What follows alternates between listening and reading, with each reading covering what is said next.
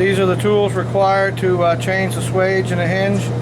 Would be a drill with the proper bits, whether it's a large Robinson Phillips bit or whatever, different screws, different types of screws. Cloth to put in the vise to keep from marking the hinge. You can close the hinge off. Basically what the swage is the distance between the two halves of the hinge when it's in the closed position. Normally a hinge comes with a 1/8 swage, which is a 1/8 gap in between them. Basically by taking the hinge off one at a time, bending them backwards in a vise, it will close that gap off by 1/8 of an inch. So if your door is bumping on the latch side, you simply take the hinge off, compress it in a vise, and put it back on. And it will move the slab closer to this side rather than chiseling out wood and all that stuff. So you just take the hinges off, like I say, one at a time.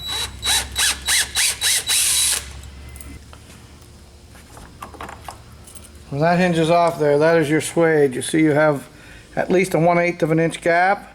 By taking this hinge and bending it backwards in the vise, we're going to close that right off to nothing, and you'll gain 1/8 of an inch this way. So this is the hinge, and as we said before, that's the swage, is the distance between those two halves. So basically what we want to do is put this hinge into the vise backwards and close that gap up.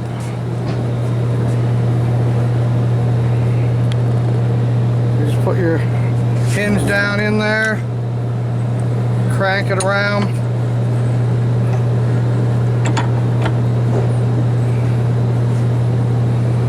So, open it back out, and you see we've narrowed that margin off to pretty near nothing. Once the hinge has been compressed, it's just as simple as setting it back into place once the swage has been changed in it.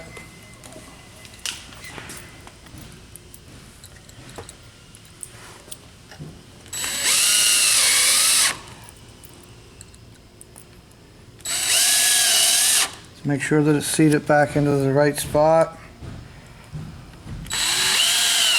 Make sure you don't over tighten the screws and strip them.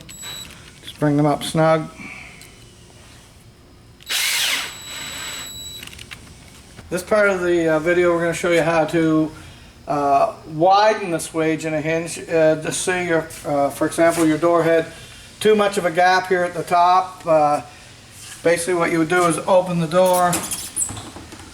And I use a large Allen key, put it down in the jamb, and close the door on that. And you can see it will actually spread that hinge open a bit, which can close the gap up on this side over here. If your gap is too wide all the way down, you just do the same to all three hinges on the way down.